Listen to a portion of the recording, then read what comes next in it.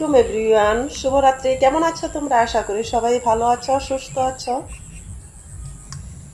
নামাজ পড়লে দেখো মনটা যেরকম ফ্রেশ লাগে, শরীরটা এরকম ফ্রেশ লাগে।